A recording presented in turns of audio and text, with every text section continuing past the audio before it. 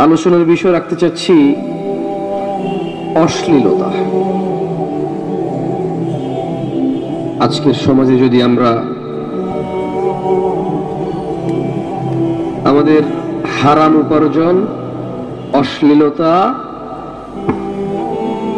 এবং নেশা, এই তিনটে বিষয় যদি বাদ দেই, আমাদের মুসলমানদের তেমন কোনো আর গুনাহ খুঁজে পাবে না কেউ। আমাদের অধিকাংশই আমরা একই অপরাধ বারে বারে লিপ্ত, সেটা হচ্ছে জিনা ব্যভিচার। আমাদের অধিকাংশ আমরা হারাম, জঘন্যতম হারামে লিপ্ত হই শুধু উপার্জনের জন্য। মিথ্যা বলি, ডাকাতি করি, চুরি করি, দুর্নীতি করি, ধোঁকাবাজি করি, কৌশল করি, শুধু উপার্জনকে লক্ষ্য রেখে। এবং খাওয়া দাওয়ার ক্ষেত্রে টেলিভিশনে এমন কেউ কিছু খাচ্ছে, সিনেমা নাটকে এমন কেউ কিছু খাচ্ছে যা খাওয়ার ট্রেন্ড। যেমন বিয়ের খাওয়া, একটু 5 স্টার হোটেলে গিয়ে মাঝে মধ্যে পাবে যাওয়া, বড় কোনো মেহমান আসলে একটু 2 বোতল অথবা 2 গ্লাস মদ নিয়ে এভাবে একটার সাথে একটা বাড়ি দিয়ে খাওয়া। It looks so nice and so smart, man, huh? Yeah. মানে যদি এটা না হয় তাহলে আমাদের অতটা স্টাইলিশ মনে হয় না নিজেকে। এর পূর্বে একটু কথা বলি আপনাকে, সেটা হচ্ছে আল্লাহ সুবহানাহু ওয়া তাআলা কোরআনুল কারীমে বলছেন যে কুল, বলো, তাআলাউ আতলু মা হাররামা রাব্বুকুম আলাইকুম, বলছেন যে বলো, এসো, তোমাদের প্রতিপালক তোমাদের জন্য যা নিষিদ্ধ করেছেন তা তোমাদেরকে পড়ে শোনাই। আল্লাহ রাসূল সাল্লাল্লাহু আলাইহি সাল্লামকে আল্লাহ বলছেন আপনি আপনার উম্মতকে ডেকে বলেন, কি বলেন? তাআলাউ, আসো, আতলু মা হাররামা রাব্বুকুম আলাইকুম, তোমাদের পড়ে শোনাই যা তোমাদের প্রতিপালক তোমাদের জন্য নিষিদ্ধ করেছে, হারাম করেছে। তা কি? আল্লাহ তুশরিকু বিহি শাইআ, তোমরা তোমাদের রবের সাথে অংশীদারিত্ব করবে না। ওয়া বিল ওয়ালিদাইনি ইহসানা, পিতামাতার সাথে সৎ ব্যবহার করবা।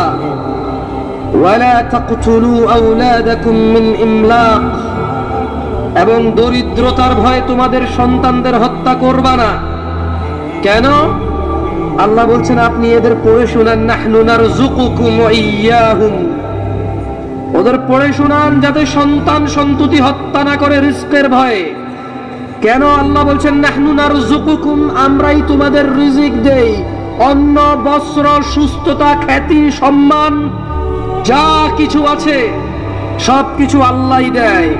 ওয়া ইয়্যাহুম, এবং যাদেরকে তোমরা হত্যা করো রিজকের ভয়ে, মানে এদেরকে কি খাওয়াবা, এদের ভরণ পোষণের ভয়ে যাদের হত্যা করো ওদেরও আমরাই ভরণ পোষণ দেই, আমরাই রিজিক দেই ওদের। ওয়ালা তাকরাবুল ফাওয়াহিশা মা যাহারা মিনহা ওয়া মা বাতান, ইয়া হাবিবুল্লাহ, আল্লাহ বলছেন পড়ে শোনান ওদের, ওয়ালা তাকরাবুল ফাওয়াহিশ, পড়ে শোনান আপনার উম্মতদের, তোমরা অশ্লীলতার কাছেও যেও না, তোমরা অশ্লীলতার কাছেও যেও না।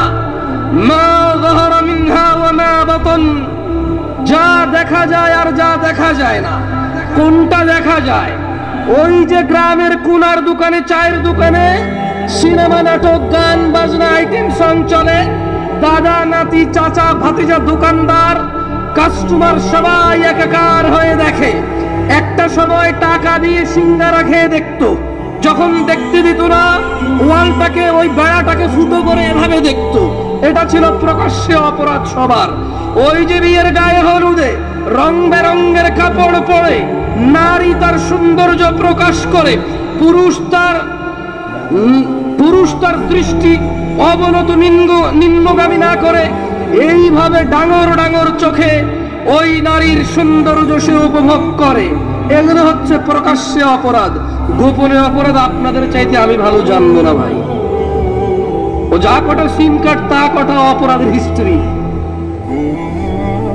যা কটা চিঠি, যা কটা এলাকায় চাকরিতে গেছেন, পড়তে গেছেন, ওই কটা এলাকায় ইতিহাস আপনার আছে গোপনে। আপনি জানেন, আল্লাহ জানে, আর কেউ জানে না। ও আমি জানি না। প্রকাশ্যে দুটা না হয় বললাম আপনাকে আমি।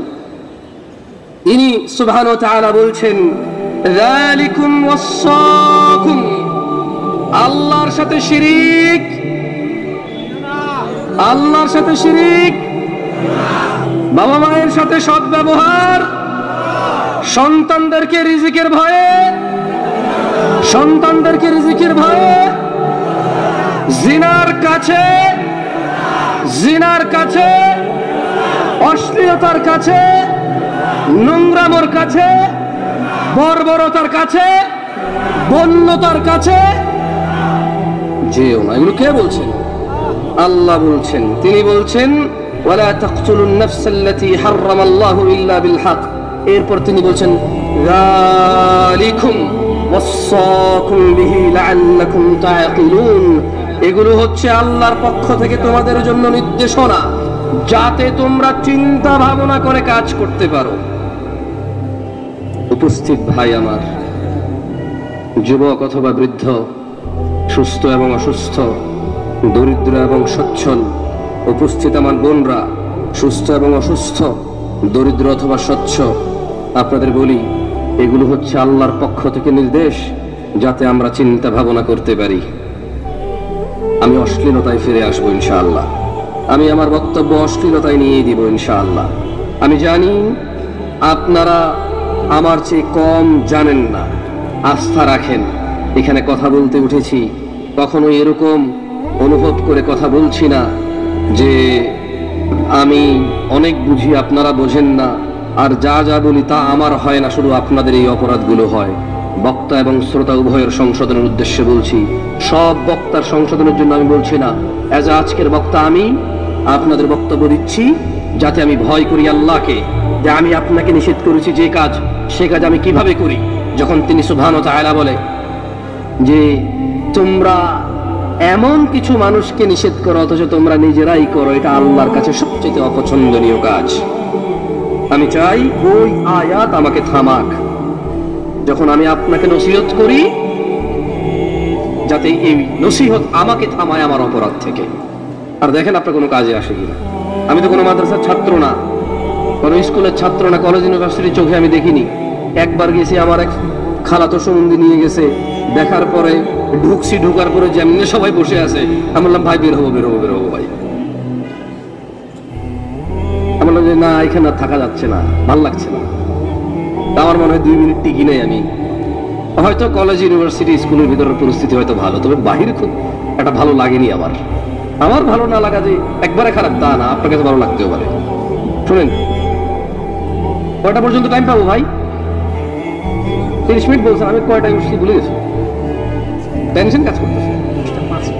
10:05, জাযাকাল্লাহ খাইর, 15 মিনিট, অনেক সময় মাশাআল্লাহ। বলেন তো, এই পৃথিবীতে 1 সেকেন্ড কেউ কিনতে পারবে? 15 মিনিট অনেক সময় না? বলেন তো, একটা হাদিস মানুষের জীবন পরিবর্তনের জন্য যথেষ্ট কিনা?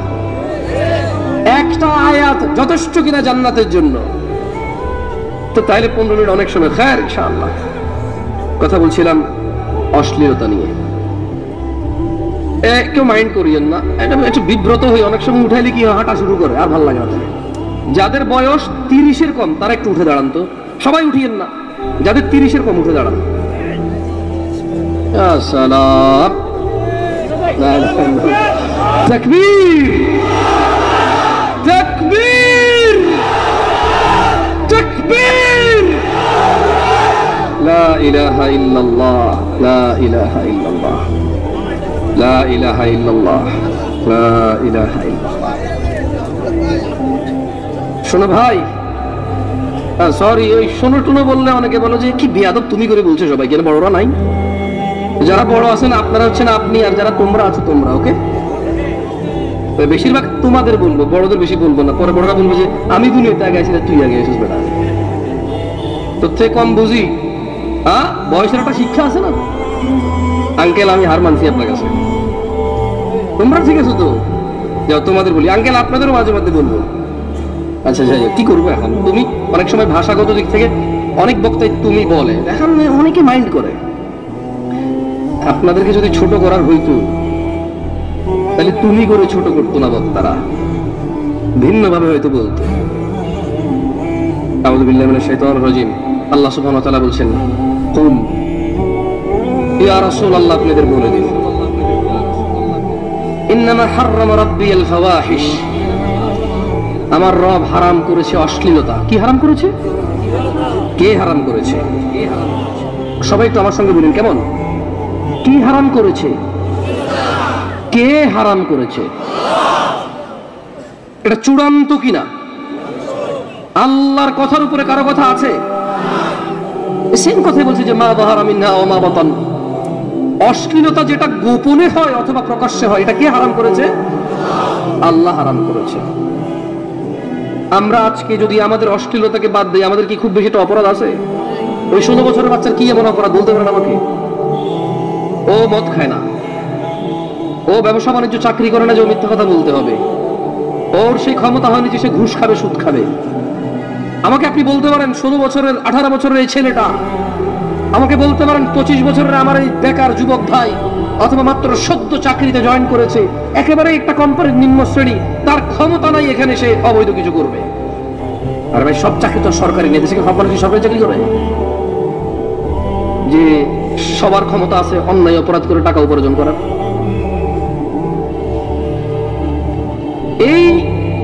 এই আমার ভাইটার, ওই যে ক্লাস 7-8 এর আমার বোন, ওই যে ক্লাস 10 এর আমার বোন, ইন্টার ফার্স্ট ইয়ারের আমার বোন, আপনি বলতে পারেন অশ্লীলতা বাদ দিল, অন্যায়টা কি বলতে পারেন আমাকে? আমাকে বলতে পারেন ও যদি বোরখা পরে, আমাকে বলতে পারেন ও যদি জিনা না করে, আমাকে বলতে পারেন ও যদি গান বাজনা নিজেকে মত্ত না করে, নাচ গানে মেতে না থাকে, আমাকে ওর দুইটা দোষ, ওকে ওর দুইটা দোষ আমাকে বলেন তো আপনি ভাই, দুইটা দোষ বলেন আমাকে। আছে হয়তো, কষ্ট হবে বলতে, আছে হয়তো কষ্ট হবে বলতে। এই যে আমার ভাই 30-এর নিচে এখানে বসে আছে, ওর জানা ব্যভিচার, অশ্লীলতা, গান বাজনা, এইসব নাচ গান উদাসীনতা যদি বাদ দিয়ে দেয়, আমার এই ভাইটার 5টা দোষ আমাকে বলেন তো আপনি। কষ্ট হবে আপনার দোষ বের করতে আমার ভাইয়ের। মুসলিমরা এত বদনাম কেন? প্রবৃত্তির শিকার হয় তাই। মুসলিম আল্লাহ কি পছন্দ করে এখন আর তা পছন্দ করে না, ওর কি ভালো লাগে তা পছন্দ করে। ওর কুদওয়ার মুহাম্মদ সাল্লাল্লাহু আলাইহি ওয়াসাল্লাম নাই। ও এখন খেলোয়াড়দের পিছে ছুটে, আল্লাহর রাসূল কি বলেছে সে তার ধার ধারে না। কোন নায়ক কি পড়ছে, কোন গায়ক কি গাইছে, কোন খেলোয়াড় চুল কেমনে কাটছে, কি প্যান্ট পরছে, কি গেঞ্জি পরছে, এটাই তার প্রধান লক্ষ্য এখন। আল্লাহ আমাদেরকে বুঝার তৌফিক দান করুন। প্রিয় জামশেদ মজুমদার ভাই, অশ্লীলতা নিয়ে আমাদের যা বললেন তা আমাদের সকলকে বোঝার এবং মানার তৌফিক দান করুন। আমিন।